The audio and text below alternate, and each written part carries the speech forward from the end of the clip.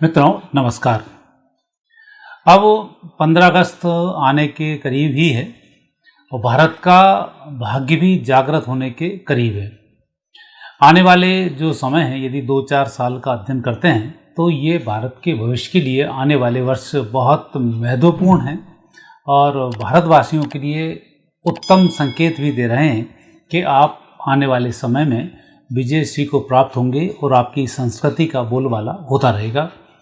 अभी यदि हम बात करें 2025 के वर्षफल की, तो उसमें बहुत सी स्थितियां बड़ी क्लियर नज़र आती हैं। एक तो शनि की जो स्थिति है और गुरु है, ये दोनों ग्रहों का जिस तरह से चलन हो रहा है, ये विपक्ष की ऐसे ही नाक कटवाता रहेगा जैसे कि अभी हो रहा है। अतिचारी गुरु है, विपक्ष को अच्छा सोचने ही नहीं देगा और विपक्ष नेगेटिव बातों में ही लगा रहेगा और दूसरे देशों की गुलामी जैसी बातें ही करता रहेगा। हालांकि ये नहीं है कि ये चीन से प्रभावित हो रहे हैं, पाकिस्तान से प्रभावित हो रहे हैं, लेकिन इनकी हरकतें जो हैं वो ऐसी ही रहेंगी जो विदेशियों के लिए फ़ायदा पहुंचाएं। जैसे पी चिदम्बरम का भी बयान आया, पहलगाम आतंकियों के आपके पास क्या सबूत है, पाकिस्तान से आए थे। ये वही पी चिदम्बरम है जिन्होंने भगवा आतंकवाद, हिंदुओं को आतंकवादी कहा था और हिंदुओं को आतंकवादी ठहराने में कोई कसर नहीं छोड़ी थी। तो अभी इनका ये जो बयान है, ये मूर्खतापूर्ण बयान गुरु के कारण आया है। अतिचारी गुरु इनकी मति हर ली, तो इनको समझ में नहीं आ रहा है कि हमें करना क्या है। विपक्ष में बैठकर हमें विपक्ष की भूमिका कैसे निभानी है, ये गुरु इनको सीखने ही नहीं देगा। गवई एक सांसद है, वो लगातार कुतर्क की बातें करते रहे, कितने राफेल गिर गए, देश को चिंता है राफेल। यदि युद्ध लड़ोगे तो युद्ध में खर्च तो होगा कि नहीं होगा, उस खर्च का हिसाब किताब रखते रहना तो युद्ध ही हार जाना। युद्ध ही मत लड़ना, चाहे हमारे सैनिकों के सिर काट ले जाए, जैसा कांग्रेस के टाइम पे हुआ था, वैसी स्थिति रहे। वहीं सोनिया गांधी को चिंता है फिलिस्तीनियों की, उन्हें चिंता उस समय नहीं आई थी जबकि कश्मीर से हिंदू भगाए जा रहे थे। तो ये जो सब नेगेटिव स्थिति है, ये गुरु इनको पॉजिटिव सोचने ही नहीं देगा, ये परिस्थिति बन रही है। ममता बनर्जी के पास कोई सूत्र नहीं बचा, वो लगी हुई है भाषा को मैं नहीं मिटने दूंगी। बंगाली भाषा को मिटाने कौन जा रहा है? ये कभी कोई मिटा पाया क्या उस भाषा को?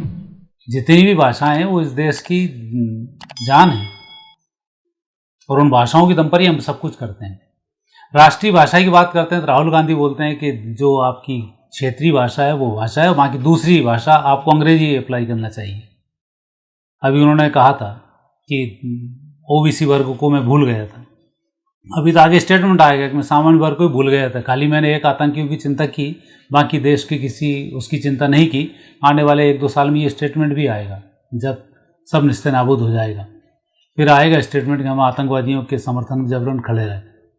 तो ऐसी जो स्थिति है, ये गुरु जबरदस्त काम करता है और गुरु व्यक्ति के मति का काम करता है। और गुरु का 2 गुरु होते हैं, एक गुरु होता है बृहस्पति और एक गुरु होता है सिंपल गुरु। तो गुरु का जो एक काम होता है वो व्यक्ति को शिक्षा देना और शिक्षा देकर आगे बढ़ाना, और बृहस्पति का जो काम है वो काम है व्यक्ति के चित्त पर काम करना। बुद्ध व्यक्ति की बुद्धिमत्ता को बढ़ाता है, तार्किक शक्ति को बढ़ाता है, लेकिन गुरु उसके अंतरतम में विराजमान शक्तियों को जागृत करता है। जैसे सुधांशु त्रिवेदी देखा होगा, आकस्मिक रूप से सब चीज़ सामने आती है, वो वाक्पटुता में माहिर हो जाता है। बुद्ध और गुरु जिनके प्रबल होते हैं वो वाक्पटुता में माहिर होता है, तर्क सही होते हैं। तो यहाँ पर दोनों स्थिति विपक्ष की बिगड़ी हुई है, बुद्ध भी बिगड़ा हुआ, गुरु भी बिगड़ा हुआ है। और अभी दुर्भाग्य से इस वर्ष का यदि हम वर्षफल देखें तो भारत की जो वर्ष कुंडली है वो इस प्रकार बनती है। वृषभ लग्न है, लग्न के जो स्वामी हैं वो दूसरे स्थान पर शुक्र और गुरु बैठे हुए हैं। सूर्य बुध हैं तीसरे स्थान पर, केतु हैं चतुर्थ भाव में, मंगल हैं पंचम भाव में, राहु हैं 10वें भाव में, शनि है 11वें भाव में, चंद्रमा है 12वें भाव में, और मुंथा जो बड़ी महत्वपूर्ण होती है वो है वृश्चिक राशि के ऊपर 7वें भाव में। अब वृश्चिक राशि की मुंथा बड़ा महत्वपूर्ण रिजल्ट प्रदान करती है। वृश्चिक राशि का स्वामी मंगल पंचम भाव में, तो पूर्व जन्मकृत कर्मों का फल भारत को प्राप्त होता है। तो भारत ने पहले कभी कोई गलत काम नहीं किया है, ना ही कभी किसी पर हमला किया है, ना ही किसी की संस्कृति पर हमला किया है, ना ही किसी की संस्कृति को बिगाड़ने का कोई प्रयास किया है। तो उस पुण्य की दृष्टि से देखें तो भारत के 1000 वर्ष के पुण्य तो संचित ही हैं, और उस पुण्य की दम पर ही जो मंगल पंचम भाव के चल रहे हैं ये अब भारत को उत्तम फल प्रदान करने वाले हैं। और मंगल जब उत्तम होता है तो खोज बहुत सारी अच्छी अच्छी होती है। और मैंने पहले भी वीडियो में बनाया हुआ है, 2016 से लगातार मेरी वीडियो हैं कि भारत ऐसे ऐसे चमत्कृत आयुध बना लेगा, अस्त्र शस्त्र बना लेगा कि दुनिया देखकर हैरान हो जाएगी। ऐसी नई नई टेक्नोलॉजी भारत के पास होंगी। और ये मंगल भी अब संकेत दे रहा है कि भारत की टेक्नोलॉजी का पूरी दुनिया में कोई तोड़ नहीं होगा, ये ग्रह योग बताते हैं। पंचम भाव में चलते हुए मंगल संकेत देते हैं कि भारत की जो कूटनीति है वो दुनिया में नंबर 1 होने वाली है। और यहीं फिर मैं एक बात और जोड़ दूं कि जब मंगल की बात आती है तो मोदी जी का जो मंगल है ये पूरी दुनिया में धूम मचाने वाला है। मोदी जी पूरी दुनिया के सिरमौर बनने वाले हैं। ये भी भारत की वर्ष कुंडली बताती है। मोदी जी ही मैंने इसलिए लिया क्योंकि भारत के अभिनेता वही हैं, और जब देश की बात आए तो कुंडली राजनेता जो भारत का प्रमुख होता है उसके अनुसार इसको देखा जाता है। तो यहाँ पर यदि हम बात करें वर्ष कुंडली की, तो वर्ष कुंडली में सबसे अच्छा योग बन रहा है गुरु और शुक्र का।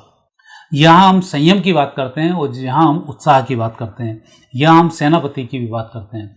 तो शुक्र एक ऐसा ग्रह है जो भौतिकवादी ग्रह है, और जब गुरु की उस पर दृष्टि बन जाए, गुरु का संयोग बन जाए, तो शुक्र की पावर कई गुना बढ़ जाती है।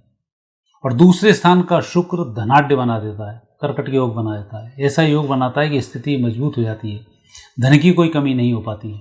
तो अब भारत आने वाले वर्ष में पूरी दुनिया में आर्थिक स्थिति के सुधार की ओर नंबर 1 होने वाला है। ये बिल्कुल गारंटेड है कि 2026 पूरी दुनिया में इकोनॉमी धराशायी होगी और भारत की इकोनॉमी बढ़ेगी। पूरी दुनिया की बात कर रहा हूँ, कोई भी देश इकोनॉमिक रूप से जो 2025 का आंकड़ा है 26 में वो छू नहीं पाएगा, और भारत 25 के आंकड़े को क्रॉस करके 26 में कई गुना ऊपर पहुंच जाएगा। ये स्थिति गुरु और शुक्र के कारण बनती है आने वाले समय में, जो भारत की स्थिति वर्ष कुंडली में बन रही है। तीसरा, सूर्य बुधादित्य योग का बनना तीसरे स्थान पर। सूर्य बुधादित्य योग का तीसरे स्थान पर बनना ये संकेत दे रहा है कि भारत बुद्धिमत्ता में, भारत पराक्रम में और भारत लोगों की मदद करने में कहीं पीछे नहीं रहेगा।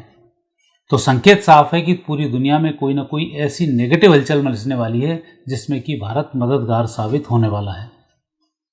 तो ये तो मैं पहले ही बता रहा हूँ कि आने वाले समय में मौसम और बिगड़ने वाले हैं। अभी आपने देखा चीन की बाढ़, अभी आप देख ही रहे होंगे, अमेरिका की बाढ़ अभी आप देख ही रहे होंगे। ये 2-3 देशों की बात मैं इसलिए करता हूँ कि पूरी दुनिया के राजा देश कहलाते हैं और जिनकी दादागिरी पूरी दुनिया में चलती है। बाकी छोटे मोटे देश की दुर्गति तो कैसी हो रही होगी वो तो न्यूज़ में भी नहीं आता है। तो ये स्थिति यहाँ पर बन रही है। बाढ़ की स्थिति भारत में भी है, लेकिन भारत में वो हल्ला नहीं मच पाया जो पूरी दुनिया में मच रहा है, तो समृद्धशील देशों में मच रहा है। तो सूर्य बुधादित्य योग का ये एक प्रभाव है कि भारत दुनिया की मदद करने के लिए आगे बढ़ने वाला है। तो ये संकेत भी भारत की वर्ष कुंडली से बनता है। अब सबसे महत्वपूर्ण इस कुंडली की विशेषता है राहु और केतु। केतु का चतुर्थ भाव से चलना, राहु का 10वें भाव से चलना। और मेरे साथी ज्योतिषी तो जानते होंगे कि राजनीति में राहु और केतु का कितना बड़ा योगदान होता है। अधिकारी बनना और नेता बनना ये राहु केतु पर डिपेंड है।